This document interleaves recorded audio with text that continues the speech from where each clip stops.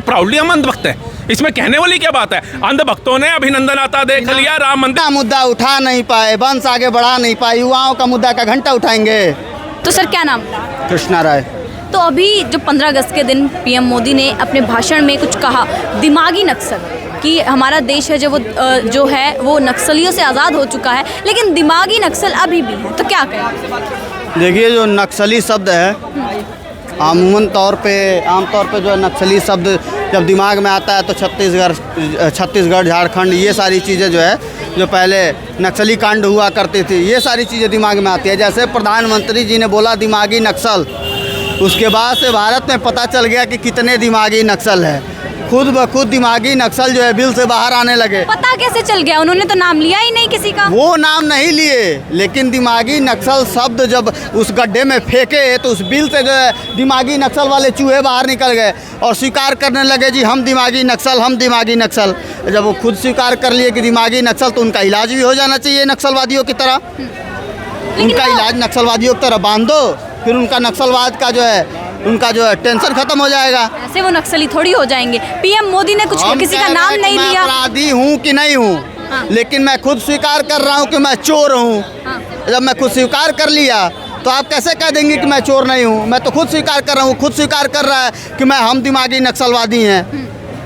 लेकिन अब तो आप कैसे कह सकती है कि वो नक्सलवाद नहीं है? दिमागी नक्सल पार्टी भी बन चुकी है। पहले बनी सीजेपी कोकरोच जनता पार्टी, फिर बनी आरक्षण हटाओ पार्टी, अब बन रही है ये तो क्या ये पार्टी का जो है वो ट्रेंड बनता जा रहा है कि पार्टी बनाओ, फॉलोअर्स पाओ और अपनी डिमांड रखो? देखिए, संवैधानिक पद पे बैठे अगर लोग जो सिस्टम में बैठे हैं या किसी भी पद प्रतिष्ठा पे बैठे हैं, उनके मुंह से अगर कुछ निकल जाता है और वो शब्द से कोई पार्टी बन जाती है, अब सोचिए उस पार्टी का स्तर क्या होगा कि मजाक में पार्टियां बन जाती हैं। कॉकरोच जनता पार्टी बन गई, दिमागी मजाक में पार्टी बनी, लेकिन उसने अपने मुद्दे में उठाए और सरकार ने भी सुने। सरकार ने भी सुना और देश ने भी देखा। उनका जो तरीका था देश ने भी देखा, झारखंड के भी स्टूडेंट को देश ने देखा, यहाँ पे जो कीड़े मकोड़े बैठे थे उनको भी देश ने देखा है। ठीक है, तो रावण जो है राम राज्य में भी उस समय भी रावण थे, रावण अभी भी हैं। ठीक है, अपराध ख़त्म नहीं हो सकता है, अपराधी जन्म लेते रहते हैं, राम भी जन्म लेते रहते हैं, उनको मारने का काम करते हैं, उनको मसलने का काम करते हैं। अच्छा, एक बात बताइए, वंदे मातरम से आपको दिक्कत? मुझे क्योंकि काफी लोगों को दिक्कत होती है, जैसे कि 15 अगस्त के दिन जैसे कि दिक्कत होगा। वंदे मातरम सुन के देखिए, ये जो रोंगटे खड़े हो गए। हाँ। क्रांतिकारी खून है इस नसों में, मुझे दिक्कत होगा, इन चोट्टों को दिक्कत होगा, इन चोट्टों को जिनके अंदर जो है दोहरा खून भरा हुआ है, इनके अंदर है। ये गिरगिट के जैसे पल पल में रंग बदल देते हैं, जैसा माहौल वैसा ये रंग बदल देते हैं, तो दिक्कत इनको होगा। लेकिन वंदे मातरम 15 अगस्त के दिन जब पहली बार गाया गया तो उस वक्त जो है जब सोनिया गांधी, राहुल गांधी और मल्लिकार्जुन खड़गे वहाँ मौजूद थे, वंदे मातरम जैसे ही चला तो वो थोड़े असहज हो गए और वो बंद कराने लगे। ये वीडियो सबने उनके जो हाथ पांव कांप रहे थे। ठीक है, उनके दिमाग में कोई और गाना चल रहा होगा, उनके दिमाग में कोई और गाना चल रहा होगा। एक तो इतनी टेंशन में है कि जो 65 साल का जो युवा बेटा लेके घूम रही है, दिमाग उसका ऐसे ही टेंशन में है। अब ऊपर से इतना लंबा वंदे मातरम उसको कहाँ से आए? ये सोचने वाली बात है। वो जो है परेशान है, देश को समझना चाहिए कि जो है जनता जो है लात मार के उनको सत्ता से बाहर कर दी है। आज वो एकदम निचले पावदान पे हैं, अस्तित्व तो उनका ख़त्म होने वाला है, बेचारे टूटे हुए हैं। तो जनता को समझना चाहिए कि दिल उनका फटा पड़ा है, आंसू जो है दिल से निकल रहा है। तो कैसे वो किसी चीज़ में कैसे बोल रहे हैं? वो आने वाले प्रधानमंत्री हैं हमारे, वो आने वाले बोका हैं, वो जीवन उनका बोका के समान है। जो भी आरक्षण के नाम पे जो फलता फूलता है उसका बुद्धि बोका का हो जाता है। बोका समझ रही हैं? जिसका कोई एक रास्ता नहीं होता है, जहाँ जैसे जीव लपलपाते चल दिया उनका कोई रास्ता निकल जाता है। हाँ? उनका कोई रास्ता नहीं। कहाँ से रास्ता है? वो तो कहते हैं कि लोग कहते हैं उनका एक ही रास्ता है, वो प्रधानमंत्री बनने जा रहे हैं। बाद लोग कहते हैं कि मेरा उम्र ढल रहा है। हाँ। और वो आज 55-60 साल के नौजवान दिख रहे हैं। हाँ। उनकी माता जी को ये टेंशन है कि भाई कैसे मेरा खानदान बस जाए, वंश बढ़ जाए। आप कह रहे हैं वो युवा नहीं है, वो युवाओं के मुद्दे उठा रहे हैं। कौन? राहुल गांधी अपना मुद्दा उठा नहीं पाए, वंश आगे बढ़ा नहीं पाए, युवाओं का मुद्दा का घंटा उठाएंगे। हाँ? अरे राहुल गांधी अपने आप को आने वाले प्रधानमंत्री बताते हैं, आप क्या बात कर रहे हैं सर? सपना में होंगे प्रधानमंत्री, आप प्रधानमंत्री वो नहीं व्यक्तिगत बन टिप्पणी पाएंगे। मत कीजिए, व्यक्तिगत क्या? टिप्पणी कि वो अपना वंश वो नहीं बढ़ा व्यक्तिगत पाए। हैं, वो व्यक्तिगत हैं। अब बात करते हैं, वो व्यक्तिगत व्यक्ति कैसे हो सकते हैं यार? सामाजिक है? वो तो सामाजिक व्यक्ति हैं, उनका जीवन सामाजिक है।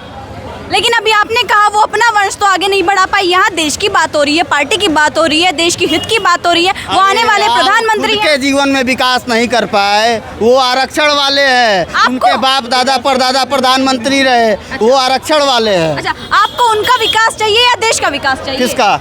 आपको पहले अपना- राहुल पहले- गांधी का विकास चाहिए या पहले देश अपने- का? पहले अपने विकास में सक्षम हो जाए, फिर देश का सोचें। देश का विकास करने के लिए इस देश की माताओं ने जो वीर पुरुष पैदा किया है, ठीक है, जो आरक्षण के दम पे चल के नहीं, मोदी जी को देख लीजिए, उनके खानदान से कोई। उन्होंने भी तो अपना सुपुत्र दे दिया, सोनिया गांधी ने दे दिया अपना सुपुत्र। अब क्या चाहते हैं? क्या अरे उनके बेटा को लेगा कौन? कौन लेगा उनकी बेटा को? 4-5 बार तो देश की जनता जो कह रही है आने वाले प्रधानमंत्री हैं। कौन जनता कह रही है? अगर जनता उनको प्रधानमंत्री कह रही है फिर तो ये गलत बात बीजेपी है। अब विकास नहीं कर पा रही है, युवाओं के लिए कुछ नहीं कर रही जनता है। कह रही है कि वो प्रधानमंत्री बनेगा, जब मौका आ जाता है मोदी जी को बना देती है। अब उनके साथ फिर धोखा हो जाता है। फिर जनता, जैसे मोदी जी प्रधानमंत्री बन गए, जनता कहने लगती है कि राहुल गांधी प्रधानमंत्री बनेंगे। हाँ। जब मौका आता है मोदी जी बन जाते हैं, फिर राहुल गांधी रोने लगते हैं, आ जाके कहते हैं मम्मी मम्मी मैं प्रधानमंत्री कब बनूंगा? अब वो बनेंगे नहीं। हाँ, वो बनेंगे नहीं, बात साफ है। पहले वो पापा बने और पापा बन के देश को दिखाएं कि वो सक्षम है, फिर प्रधानमंत्री के बारे में सोचा जाए। तो नरेंद्र पीएम मोदी ने देश के लिए बलिदान कर दिया और राहुल गांधी को कह रहे हैं आप व्यक्तिगत विकास कीजिए। मोदी जी को आपने देखा जब वो अपने माता जी के पास जाते थे, तो आपने देखा उनके बलिदान को देखा, उनके त्याग को देखा। आप क्या त्याग किया, क्या बलिदान किया, क्या त्याग किया? घर छोड़ना बलिदान है। आप योगी जी को देख लीजिए, उनके पिताजी जो एक्सपायर किए थे, योगी जी अपने कर्तव्य को देखे, अपने जनता को देखे।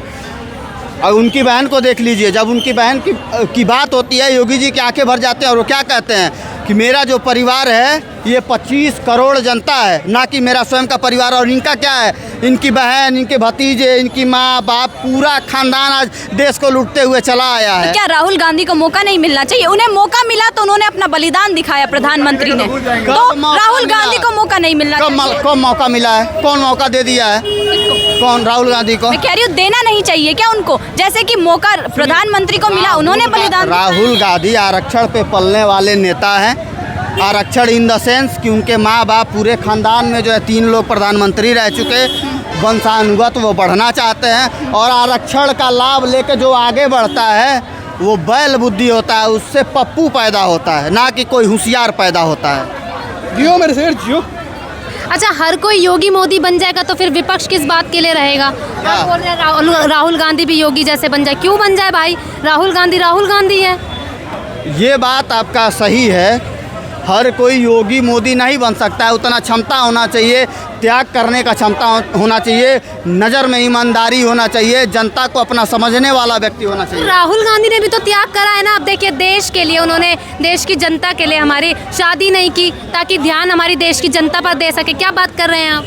बात आप बिल्कुल सही बोली है। राहुल गांधी शादी नहीं किए हैं, लेकिन जब जनता की ज़रूरत पड़ती है, जब देश में कुछ होता है तो तुरंत ननिहाल निकल जाते हैं। राहुल गांधी तुरंत ननिहाल निकल जाते हैं। राहुल गांधी, आपने बोला कि शादी नहीं की है कि वो जनता पे ध्यान दे रहे हैं। नहीं, राहुल गांधी आपने देखा होगा 149 रुपए में जो हाँ, और सुनिए ना, उनको देख रहे थे राहुल गांधी। आपने देखा नहीं था क्या? ऐसे खूब ध्यान से टकटकी लगा के देख रहे थे रिया हीर को। नरेंद्र मोदी भी तो मेलोनी जी के पास गए थे, मेलोडी लेकर। खाओ माँ कसम, कहाँ गए थे? माँ कसम क्या खाओ, पूरी जनता ने देखा। सुनिए, अच्छा, ये रिया हीर कहीं की क्या नाम है, मुख्यमंत्री थी या कहीं की डेलीगेशन में आई थी कि उनको देखने गए थे? अब सुनिए मेरी बात, मेलोनी की बात करते हैं ना, मेलोनी की बात करते हैं। मेलोनी इटली की प्रधानमंत्री है, ठीक है। टॉफी लेके गए, करोड़ों का परियोजना ले आए।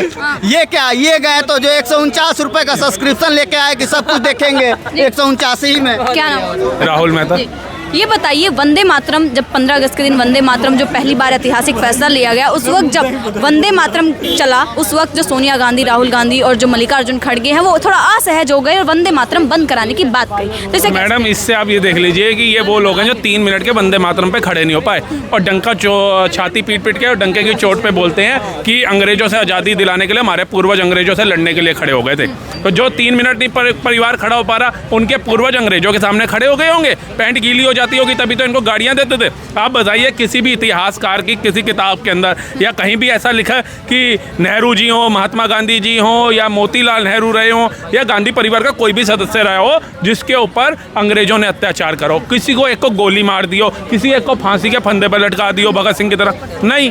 तो इन्होंने तो क्या किया, भगत सिंह जी को भी साइड में कर दिया, राजगुरु जी को साइड कर दिया, सुखदेव जी को साइड कर दिया, सुभाष चंद्र बोस जी को साइड कर दिया, चंद्रशेखर आजाद जी को साइड कर दिया, और किताबों में और पूरे भारत को बता दिया आज़ादी से परिवार ने दिलाई है। वंदे मातरम से क्या दिक्कत है उन्हें? वंदे मातरम से यही दिक्कत है कि भारत के जो लोग हैं वो जिसको देश हित में मानेंगे ये उसके विपरीत जाएंगे। आप भारत माता की जय बोलिए, कहेंगे भारत माता की जय जबरदस्ती बुलवाओगे?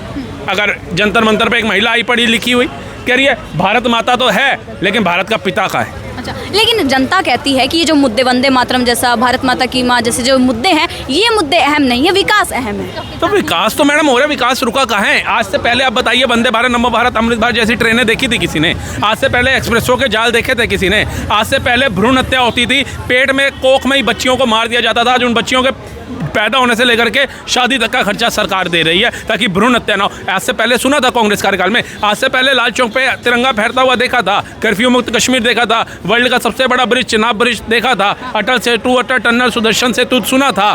आप बताइए उज्ज्वला योजना, स्वनिधि योजना, जनधन खाता योजना, अग्निवीर योजना, बेटी बचाओ बेटी पढ़ाओ योजना, सुकन्या योजना, कृषि कल्याण योजना, कृषि फसल निधि योजना, ऐसी तमाम योजनाओं का नाम भी सुना था क्या कभी आपने? बताइए, ये काम नहीं है विकास के तो क्या है? तो ऐसे पीएम मोदी का 15 अगस्त के दिन दिमागी नक्सल कह देना कितना सही? बिल्कुल, जो जिनको ये दिख ही नहीं रहा तो वो दिमागी नक्सली सोच ही तो है। मतलब अभिनंदन 24 घंटे में वापसी आ गए भारत में, सरबजीत की गर्दन आ रही थी और अभिनंदन 24 घंटे में आए तो उसमें प्रशंसा चिन्ह खड़ा करना तो दिमागी नक्सलवादी सोच है।